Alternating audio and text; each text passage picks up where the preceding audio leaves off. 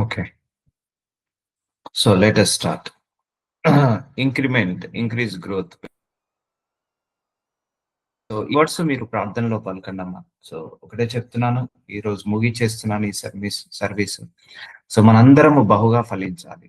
So దేవుడు యేసయ్య ఒకటే మాటున్నాడు, మీరు బహుగా ఫలించడం వల్ల నా తండ్రికి మహిమ అని అన్నారు. సో ఆ తండ్రి మహిమ కోసం అన్న ఫలించాలి. ఆశ కలిగి ఉండండి, దేవుడు తృప్తిపరుస్తాడు.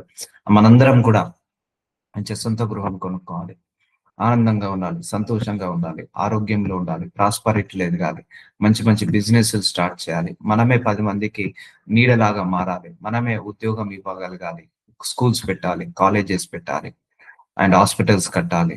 సో 10 మందికి మనం ఇంకా తక్కువ ఖర్చుతో సహాయం చేయగలగాలి. సో అవన్నీ కూడా మనము మైండ్ సెట్ మార్చుకున్నప్పుడు మన పరిస్థితులు కూడా మారుతాయి. అడగండి దేవుణ్ణి, అయ్యా నాకు జాబ్ కాదు, నా ద్వారా ఒక బిజినెస్ పెట్టియమని అడగండి. అడగండి దేవుణ్ణి, నా ద్వారా ఇంకా అద్భుతం చేయమని, ఇంకా నన్ను ఫలించి అభివృద్ధి చేయండి, చేయండి అని అడగండి.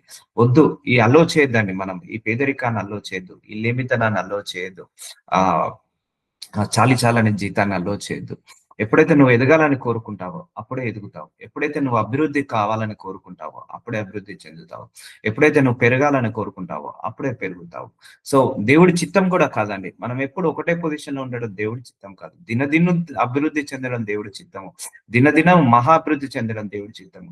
మనం అభివృద్ధి చెందితే, మనం మహాభివృద్ధి చెందితే మొట్టమొదట సంతోషించేదే ఆయన అండి. మనం కష్టాల్లో పడడం, బాధలో పడడం, లేనివితనంలో ఉండడం, ఆ పేదరికంలో ఉండడము, చాలని జీతంతో అప్పుల పాలు కావడం, ఇవన్నీ దేవుడి చిత్తం కాదు. మన పిల్లలు అప్పుల పాలైతే మనకు సంతోషం వేస్తుందా, బాధేస్తుందా? మన పిల్లలు సరిగా ఆహారం తినకపోతే, 3 పూటల భోజనం కూడా తినడానికి లేకపోతే మనకు సంతోషం వేస్తుందా, బాధేస్తుందా? బాధేస్తుంది. అలాగే దేవుడు కూడా బాధేస్తుంది. సో మనం అన్ని విషయాలలో అభివృద్ధి చెందాలి. ఒకటే అడిగాడు దేవుడు, నన్ను అడిగితే నేను చేయనా? నన్ను వాళ్ళు అడగకపోతే నేను ఎలా చేయగలుగుతాను? అడగంది దేవుడు కూడా ఇవ్వలేడండి కొన్ని సందర్భాల్లో. సో నువ్వు అడుగు, దేవుడు ఇస్తాడు. అడుగుడి నీకు ఇయ్యబడును. ఆయన కండిషన్ పెట్టుకున్నాడు. సో అన్ని విషయాలలో అభివృద్ధి చెందాలండి మన అందరం కూడా. సో ప్రాస్పరిటీలో ఎదగాలి, అలాగే దేవుళ్ళో కూడా ఎదగాలి. నేను డబ్బులు ఎదిగి నువ్వు దేవుళ్ళు ఎదగకపోతే చాలా డేంజర్ అది. సో నువ్వు దేవుళ్ళు ఎదిగి, విశ్వాసంలో ఎదిగి, పరిశుద్ధతలో, నీతిలో ఎదిగిన తర్వాత అప్పుడు నువ్వు ఆర్థికంగా ఎదుగు, అది చాలా ఆశీర్వాదం. ఎందుకంటే డబ్బు రాగానే చాలా మందికి గర్వం వస్తుంది. అదే నువ్వు వాక్యంలో ఎదిగి ఉన్నావు అనుకో, గర్వం రాదు. డబ్బు రాగానే చాలా మంది నీతిని కోల్పోతారు, పరిశుద్ధతను కోల్పోతారు. డబ్బు రాగానే చాలా మంది అక్రమ సంబంధాలు పెట్టుకుంటారు, ఆ త్రాగుడనే వ్యసనాలకు, డ్రగ్స్ అనే వ్యసనాలకు అలవాటు పడిపోతారు. అదే నువ్వు వాక్యంలో స్థిరంగా ఉన్నావు, దేవుడిలో స్థిరంగా ఉన్నావు, అప్పుడు నీకు ఎంత డబ్బు వచ్చినా కూడా నువ్వు అక్రమ సంబంధాలు పెట్టుకోలేరు. ఎంత డబ్బు వచ్చినా కూడా అన్యాయం, అక్రమ మార్గాల్లో పోలేరు. సో వాక్యంలో నిలకడగా ఉండాలి. అంటే వాక్యంలో అభివృద్ధి చెందాలి, ప్రార్థనలో అభివృద్ధి చెందాలి, దేవుళ్ళో అభివృద్ధి చెందాలి. సో అప్పుడు నువ్వు అడుగు. మనము అన్ని విషయాలలో ఇలా అడిగి మనం పొందుకోవాలండి. అడగంది మాత్రం దేవుడు కూడా ఇవ్వలేడండి. ఎందుకంటే నా ఎక్స్‌పీరియన్స్ తో చెప్తున్నా. ఇప్పటి వరకు కూడా దేవుడిని అడిగిన తర్వాతనే అడిగి ఉపవాసం చేసుకొని నలగొట్టి చితగొట్టుకున్న తర్వాతనే అవన్నీ వస్తున్నాయి. ఏ ఆశీర్వాదమైనా.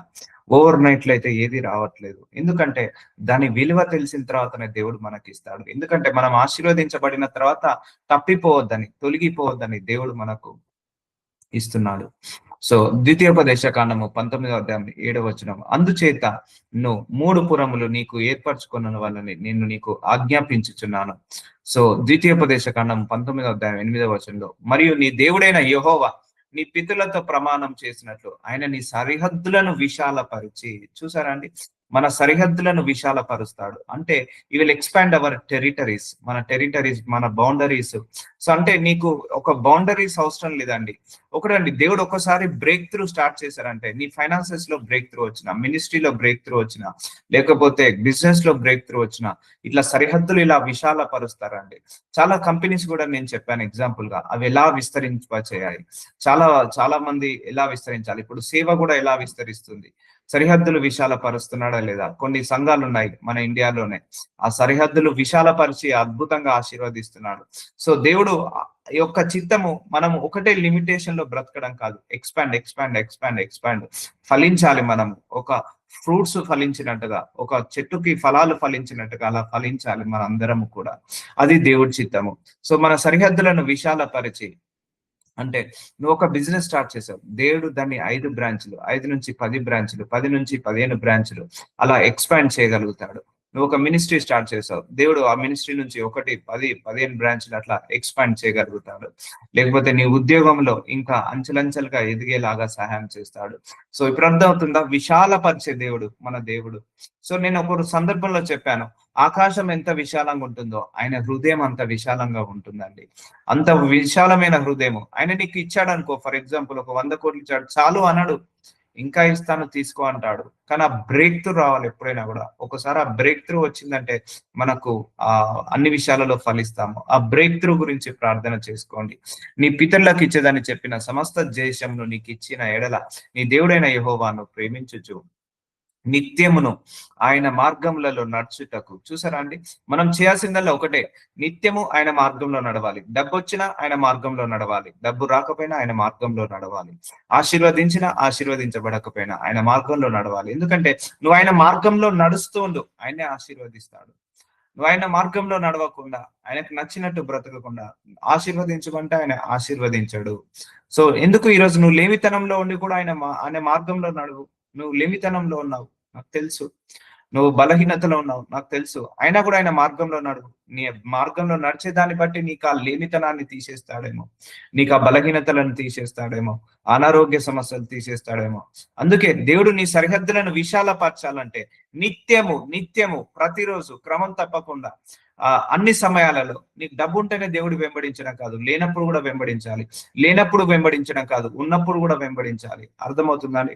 దేవుడు ఆశీర్వదిస్తేనే వెంబడించడం కాదు, ఆశీర్వదించబడకపోయినా వెంబడించాలి. నీ ప్రార్థనకు జవాబు వస్తేనే వెంబడించడం కాదు, రాకపోయినా కూడా మనం వెంబడించాలి. సో జవాబు వచ్చినా రాకపోయినా దేవుని వెంబడించాలి. సో నిత్యము ఆయన మార్గంలో నడుచుటకు నేడు నీకు ఆజ్ఞాపించిన ఈ ఆజ్ఞలన్నించి నేను అనుసరించము. ఈ 3 పురములు గాక మడిపు 3 పురములను ఏర్పరచుకొనవలెను. చూసారండి? ఫస్ట్ నీకు 3 పురములు ఇస్తాడు. అంటే 3 బిజినెస్లు ఇవ్వచ్చు, లేకపోతే మూడింతల ఆశీర్వాదం ఇవ్వచ్చు. నీ యొక్క నడిచే విధానాన్ని, దేవుళ్ళు నడిచే విధానాన్ని చూసి దేవుడు ఇంకొక 3 యాడ్ చేస్తాడు. చూసారా? God will multiply, always will be multiply. నీకు ఈ రోజు కొద్దిగానే ఉండొచ్చు, కానీ ఒక రోజు మహా అభివృద్ధి చెందుతావు. ఈ రోజు నీ దగ్గర మూడింతల ఆశీర్వాదం ఉండొచ్చు, దేవుడు ఇంకొక మూడింతల ఆశీర్వాదాన్ని కలుపుతాడు. అదెప్పుడు నీ సరిహద్దులను విశాలపరుస్తాడు. అదెప్పుడు నిత్యం ఆయన మార్గంలో నడిచినప్పుడు. నువ్వు ఆయన మార్గంలో నడుచుకుంటూ వెళ్ళు, ప్రార్థించుకో, నడుచుకుంటూ వెళ్ళు. శ్రమలు వచ్చినా, పోరాటాలు వచ్చినా, ఇరుకులు ఇబ్బందులు వచ్చినా ఆయనను మాత్రం వదిలిపెట్టకు, ఆయనను మాత్రం విడిచిపెట్టకు. అడిగేదేదో గట్టిగా అడగండి. సో నిత్యము అడగండి, ప్రతిరోజు అడగండి, క్రమం తప్పకుండా అడగండి, ఫలించాలని అడగండి, అభివృద్ధి చెందాలని అడగండి, విస్తరించాలని అడగండి, నా సరిహద్దులను విశాలపరచు అని అడగండి. సో దేవుడు ఆ సరిహద్దులను విశాలపరుస్తాడు. సో చూడండి, మంచి వచనం, నా ఫేవరెట్ వర్స్ ఇది. So John 15th chapter 8 verse జాగ్రత్తగా వినండి. సో మీరు బహుగా ఫలించుట వలన నా తండ్రి మహిమ పరచబడును. చూసారా అండి? మీరు బహుగా ఫలించుట వలన, మనందరము బహుగా ఫలించుట వలన నా తండ్రికి మహిమ పరచబడును. సో లేమితనంలో ఉంటే దేవుడు మహిమ పరచబడతాడా? మనం ఆ పేదరికంలో, ఆ దరిద్రంలో ఉంటే, అనారోగ్య సమస్యలు ఉంటే తండ్రి మహిమ పరచబడతాడా? మహిమ పరచబడలేడు. సో మనం బహుగా ఫలించుట వలన మన తండ్రికి మహిమ పరచడం. అందుకే ప్రార్థించాలి, అయ్యా నీ మహిమ కోసమన్నా నేను ఫలింపలాగా చేయి ప్రభువా అని ప్రార్థించండి. ఇందువలన నా శిష్యులాగుదురు. సో ఇంగ్లీష్ లో చూడండి, bear much fruit. Much fruit అంటే ఇంకా ఎక్కువగా ఫలించడం, ఫుల్ గా ఫలించడం. బహుగా అంటే అత్యధికంగా ఫలించడం. బహుగా అంటే ఇక దెర్ ఇస్ నో లిమిటేషన్. ఆ ఫలించడంలో ఇక లిమిటేషన్ ఉండద్దు. సో ఎప్పుడైతే నీ మైండ్ కి లిమిటేషన్ ఉంటుందో, నీ జీవితానికి లిమిటేషన్ ఉంటది, నీ ప్రాస్పరిటీకి లిమిటేషన్ ఉంటది.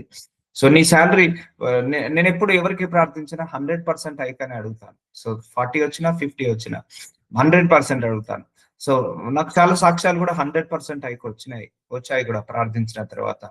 సో ఒకటండి, 100% హైక్ అని ప్రార్థించాము, 40 వచ్చింది, ఇట్స్ ఓకే. ఆ 40 వచ్చిన తర్వాత మళ్ళీ 100% హైక్ అడగండి. సో మళ్ళీ ఒక 30% వచ్చింది అనుకోండి, వచ్చిన తర్వాత మళ్ళీ 100% హైక్. ఎప్పుడు అడిగినా మీరు గుర్తు పెట్టుకోండి, దేవుణ్ణి 100% అడగాలి, 100% హైక్ ఇవ్వాలి. ఎందుకంటే 100 is the complete number, fulfilment number. So నీకు ఈ రోజు నీకు డబల్ అయింది నీ శాలరీ, అయినా మళ్ళీ 100% అడగాలి నువ్వు. అర్థమవుతుందండి. నీ ప్రాపర్టీస్ 100% పెరగాలి. నీ యొక్క ప్రాస్పరిటీ 100% పెరగాలి. నీ శాలరీ 100% పెరగాలి.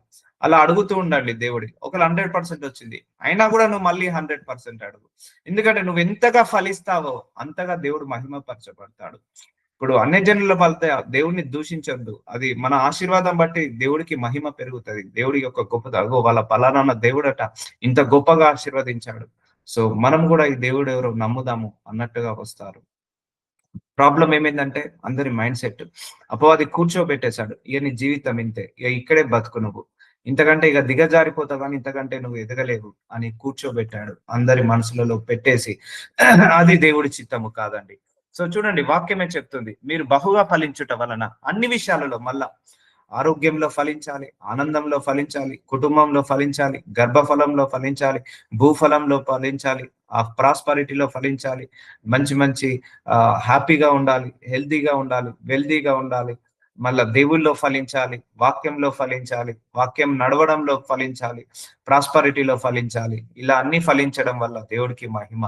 సో ఇవన్నీ ఫలించిన తర్వాత మళ్ళా దేవుడిని మర్చిపోద్దు. అదొకటి గుర్తు పెట్టుకోండి.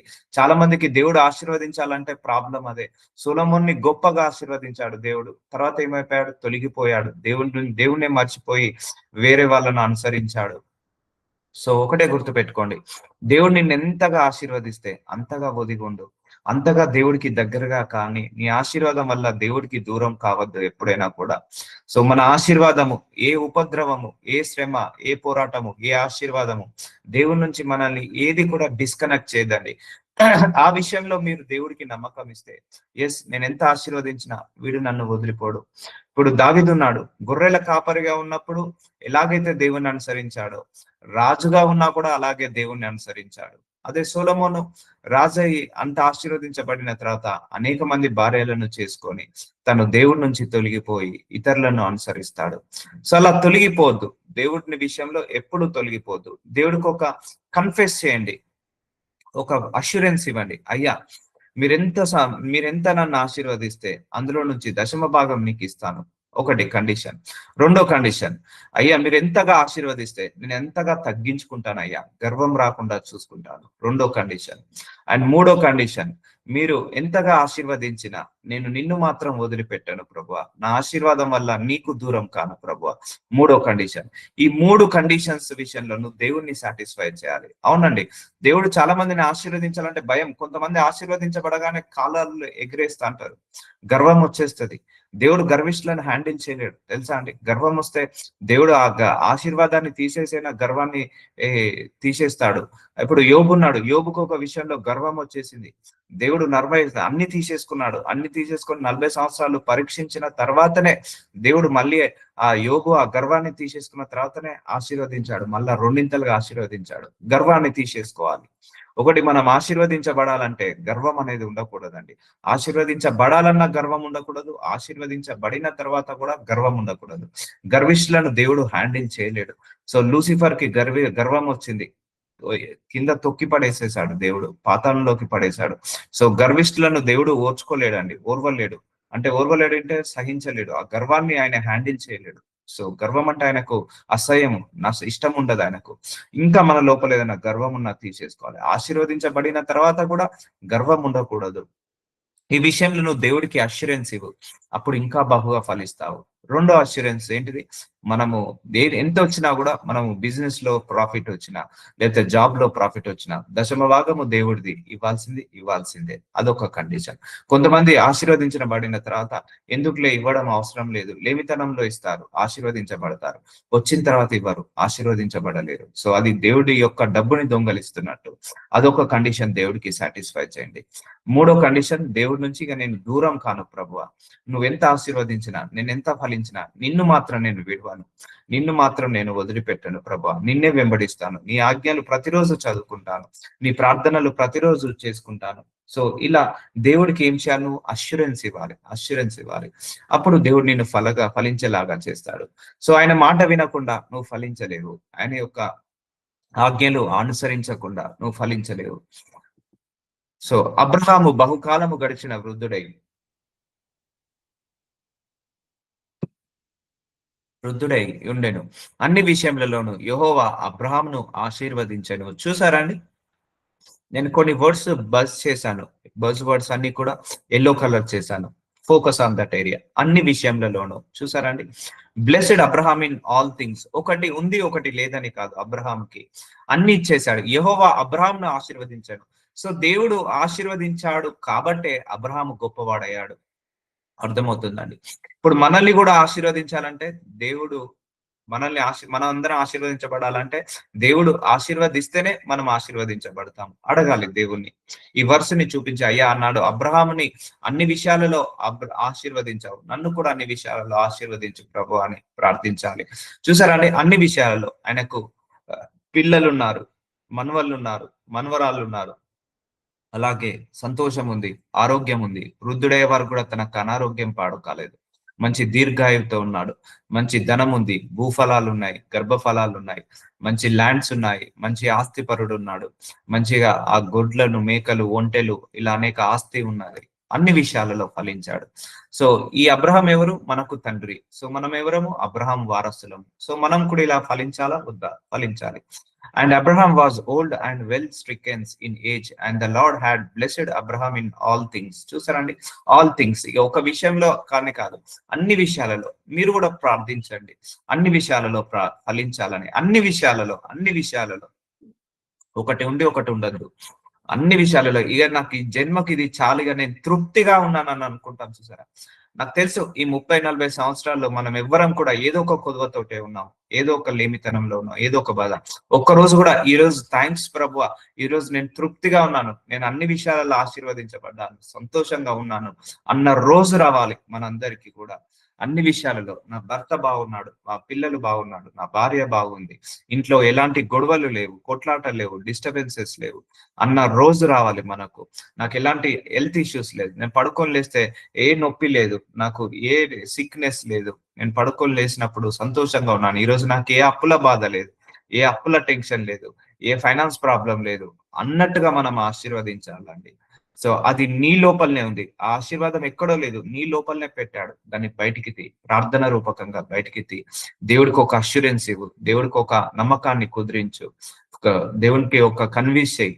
నాకు ఇది చేయి ప్రభువా, నేను ఇలాగా బ్రతుకుతాను. ఒకటండి, భూలోకంలో ఇప్పుడు గొప్ప వాళ్ళు ఎవరైతే ఉన్నారో, ధనవంతులు ఎవరైతే ఉన్నారో, వాళ్ళందరూ ఒకప్పుడు జీరో నుంచి స్టార్ట్ చేసిన వాళ్ళే. ఓవర్ నైట్ లో ఎవరు ఊడిపడలేదు, ఓవర్ నైట్ లో ఎవరు బ్లెస్ కాలేదు. అందరూ కూడా అంచెలంచెలుగా ఎదిగిన వాళ్ళే, మహాభివృద్ధి చెందిన వాళ్ళే. మనల్ని కూడా దేవుడు అలాగే చేస్తాడండి. ఏజ్ పక్కకు పెట్టండి. ఏజ్ గురించి మీరు ఎప్పుడు ఆలోచించొద్దు. నాకు 50 ఏళ్ళు ఉన్నాయి, 60 ఏళ్ళు ఉన్నాయి, 70 ఏళ్ళు ఉన్నాయి, ఈ ఏజ్ లో నేనేం ఫలిస్తాను. చూడండి, అబ్రహాం ఎప్పుడు బహుకాలము గడిచిన వృద్ధుడై ఉండేను. సో ఆయన వృద్ధాప్యంలో కూడా దేవుడు ఆశీర్వదించాడండి. ఏజ్ అనేది ఎప్పుడు కూడా మైండ్ కి తీసుకోకండి. ఎప్పుడు కూడా మైండ్ కి నువ్వు ఏజ్ తీసుకున్నావంటే డిసప్పాయింట్ అవుతావు. నువ్వు చేయాల్సింది చేయలేవు. ఒక ఎగ్జాంపుల్, నా ఇన్స్పిరేషన్ స్టోరీ KFC చికెన్. ఆయన ఎప్పుడు స్టార్ట్ చేశాడు తెలుసా అండి? 75 ఇయర్స్ తర్వాత స్టార్ట్ చేశాడు. ఇప్పుడు వరల్డ్ లో కంట్రీలో ఏ కంట్రీలో ఆ అవుట్లెట్ లేని కంట్రీ లేదు ఇప్పుడు. It's one of my best inspiration. ఆయన ఫస్ట్ ఆర్డర్ ఎంత తెలుసా అండి? 1000 మెంబర్స్ కి ఫస్ట్ ఆర్డర్ ఇస్తే 1000 మెంబర్స్ రిజెక్ట్ చేశారట. 1001 ఫస్ట్ ఆర్డర్ అంటే 1000 సార్లు ఆయన ప్రయత్నించాడు, 1000 సార్లు రిజెక్ట్ అయ్యాడు, 1000 సార్లు ఫెయిల్యూర్ అయ్యాడు, 1000 సార్లు ఆయన తృణీకరించబడ్డాడు. కానీ 1001సారి ఆయన ఫలించాడు. సో అభివృద్ధి చెందాడు, విస్తరించాడు, దేశాలు కూడా విస్తరించాడు. ఆయన స్టార్ట్ చేసిన బిజినెస్ 75 సంవత్సరాలు after the retirement. So age అనేది పక్కకు పెట్టండి. నా భర్తకి ఏజ్ అయిపోయింది, నాకు ఏజ్ అయిపోయింది, వద్దండి. ఆ ఏజ్ అనేది మైండ్ లోకి తీసుకున్నామంటే డిసప్పాయింట్ అయిపోతాం, డిమోటివేట్ అవుతాం. సో దేవుడు ఏజ్ ని ఫ్యాక్టర్ గా తీసుకోడండి. నీ లోపల యథార్థ హృదయం ఉందా, దేవుడు ఆశీర్వదిస్తాడు. చాలు చాలు. ఈ ఏజ్ లో కూడా మనం మొదలు పెట్టొచ్చు మన జీవితాన్ని. ఈ ఏజ్ లో కూడా మనము స్థిరపరచవచ్చు జీవితాన్ని. ఒక సాక్ష్యం విన్నాను. ఒక అయ్యగారు 90 సంవత్సరాలకు మినిస్ట్రీ స్టార్ట్ చేశారండి. 90 సంవత్సరాలకు ఆయన మినిస్ట్రీ స్టార్ట్ చేసి 120 సంవత్సరాలకు ఆయన మినిస్ట్రీ కంప్లీట్ చేశాడు. 30 సంవత్సరాలు చేశాడు. చూసారా అండి? 90 సంవత్సరాలకు సాధ్యమా మినిస్ట్రీ స్టార్ట్ చేయడం? అప్పుడు కూడా స్టార్ట్ చేసి అప్పటి నుంచి 30 సంవత్సరాలు చేశాడు. 120 సంవత్సరాలు. సో అలా ఉంటుంది అన్నట్టు. ఏజ్ అనేది పక్కకు పెట్టండి. అది మైండ్ లోకి తీసుకున్నప్పుడల్లా నువ్వు నీరు కారిపోతావు. ఆ మైండ్ లోకి తీసుకోవద్దు. సో అన్ని విషయములలో దేవుడు నిన్ను ఈ రోజు నుంచి ఫలించడానికి సిద్ధంగా ఉన్నాడు. ఒక వాక్యం వచ్చిందంటే గుర్తు పెట్టుకోండి, దేవుడు నిన్ను ఈ వాక్యానుసారంగా నడిపించాలని, ఈ వాక్యానుసారంగా ఆశీర్వదించాలని కోరుకుంటున్నాడు. పర్లేదు, నీ గతంలో ఎంత డిజాస్టర్లైనా ఉండనివ్వండి, 100 డిజాస్టర్లైనా ఉండండి, God can repair that disasters.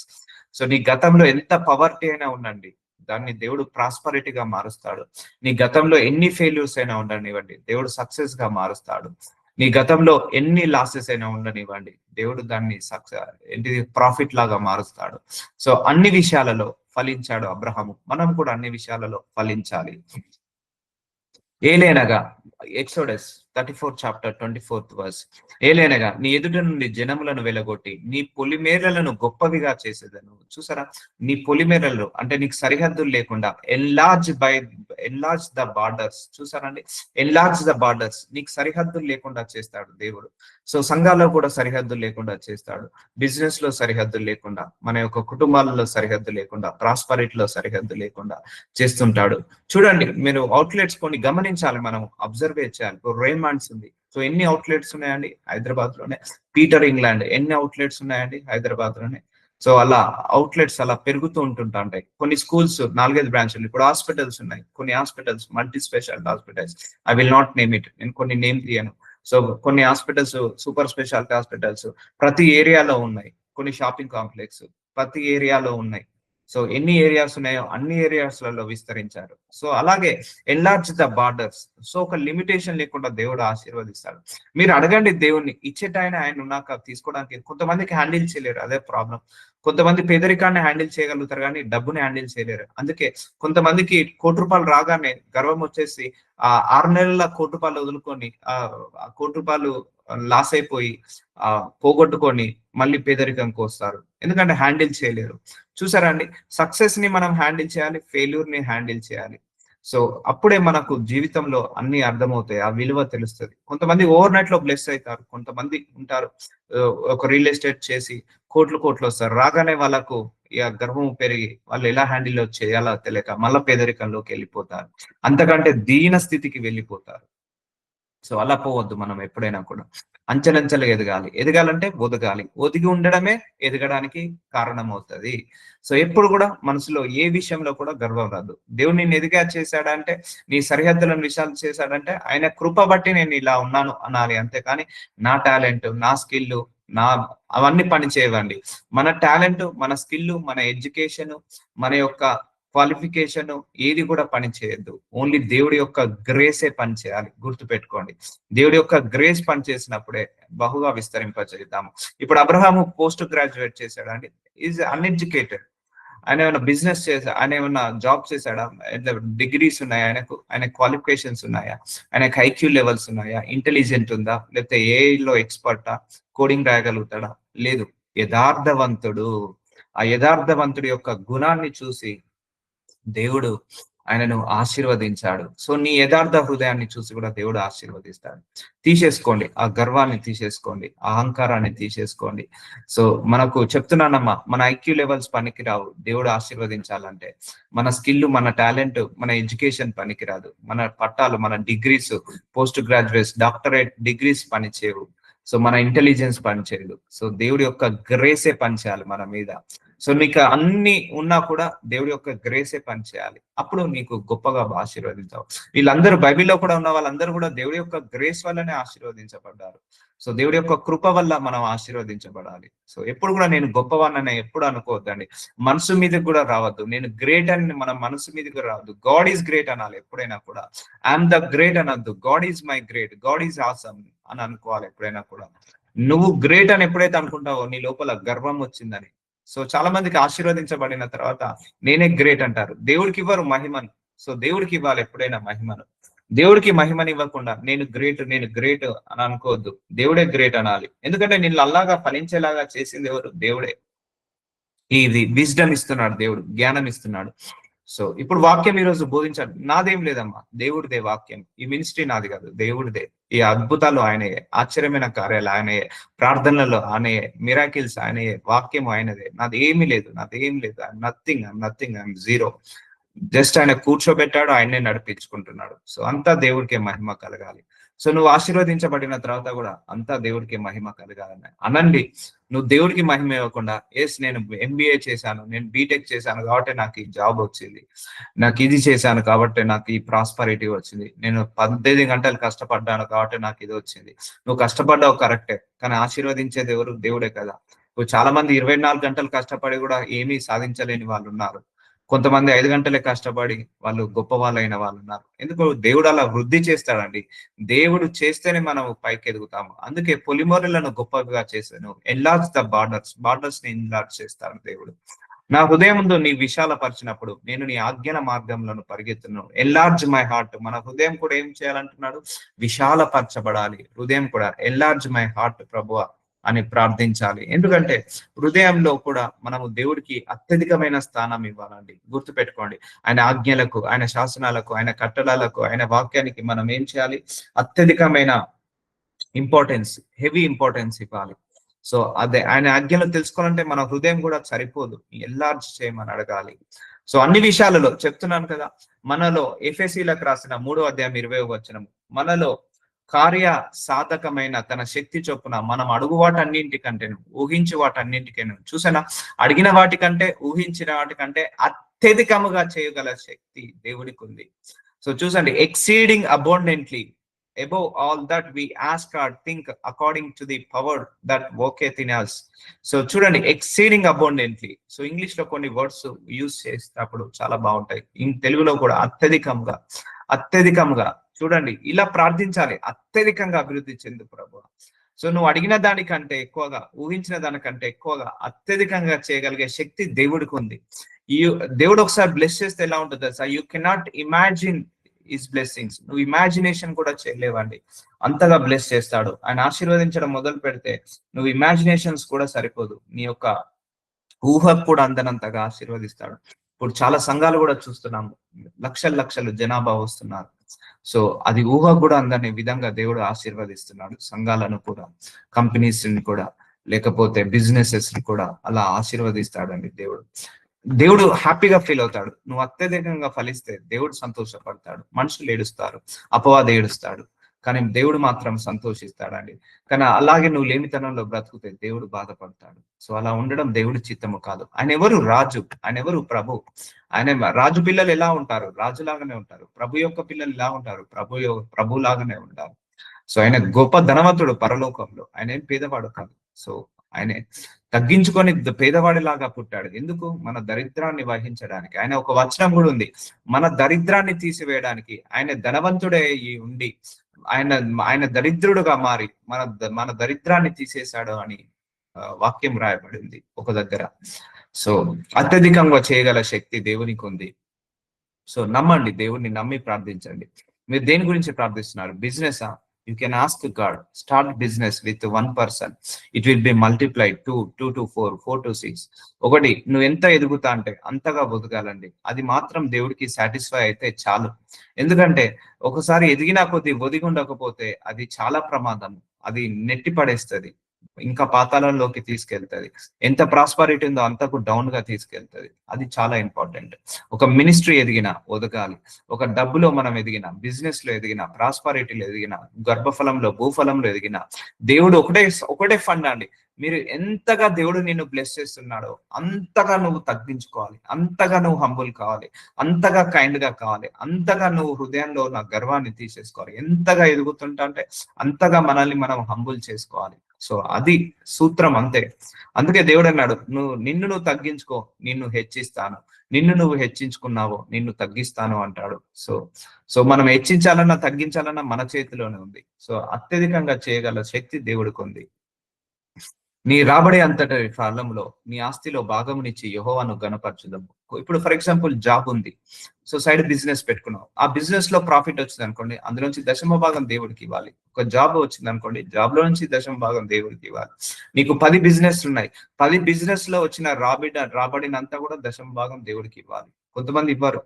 So లేకపోతే నీకు ఉద్యోగం ఉంది, 2 ఉద్యోగాలు చేస్తున్నావు, ఒకటే ఉద్యోగం ఇస్తారు, ఇంకో ఉద్యోగం ఇవ్వరు. సో లేదు, నీకు ఎంతగా నువ్వు సంపాదిస్తున్నావో, ఎన్ని బిజినెస్లు ఉన్నాయో అందులో నుంచి 10% దేవుడికి ఇచ్చేయాలి. నీ రాబడి అంతటిలో నువ్వు బిజినెస్ చేసుకుంటున్నావు, జాబ్ చేసుకుంటున్నావు, ఇంకా ఏమైనా సైడ్ బిజినెస్ చేసుకుంటున్నావు, సైడ్ జాబ్స్ ఒక 4 జాబులు చేసుకున్నావు అనుకో, 4 జాబ్ల నుంచి వచ్చిన ఇన్కమ్ లో నుంచి నువ్వు 10% దేవుడికి ఇవ్వాల్సిందే. లేకపోతే 10 బిజినెస్లు చేసుకుంటున్నావు, 10 బిజినెస్ల నుంచి వచ్చిన ప్రాఫిట్ 10% కి ఇవ్వాల్సిందే. నీ ఆస్తిలో భాగమునిచ్చి యెహోవా ప్రథమ ఫలంను నీ ఆస్తిలో ఇచ్చి యెహోవాను గణపరచుము. అప్పుడు నీ కోట్లలో ధాన్యము సమృద్ధిగా నుండును. సో చూసారా అండి, నువ్వు మల్టిపుల్ గా బ్లెస్ కావాలంటే దేవుడికి ఇచ్చినప్పుడే వస్తుందండి. ఎప్పుడైనా కూడా నీ కోట్లలో ధాన్యము సమృద్ధిగా నుండును. ఎప్పుడు నువ్వు దేవుడికి ఇచ్చినప్పుడు, ఆయనకి ఇచ్చి గణపరిచినప్పుడు నీకు సమృద్ధిగా అవుతాయి. అది దేవుడు పెట్టిన కండిషన్ అండి, నేను పెట్టే కండిషన్ కాదు. సమృద్ధిగా నుండును. నీ గానుగ నుండి కొత్త ద్రాక్షరసము పైకి పొర్లును. ఫిల్డ్ విత్ ప్లెంటీ, నీకు ప్లెంటీగా నింపుతాడు దేవుడు. సో నీవు కొత్త కొత్త ఆపర్చునిటీస్ క్రియేట్ చేస్తాడు, కొత్త ఆశీర్వాదాన్ని ఇస్తాడు దేవుడు.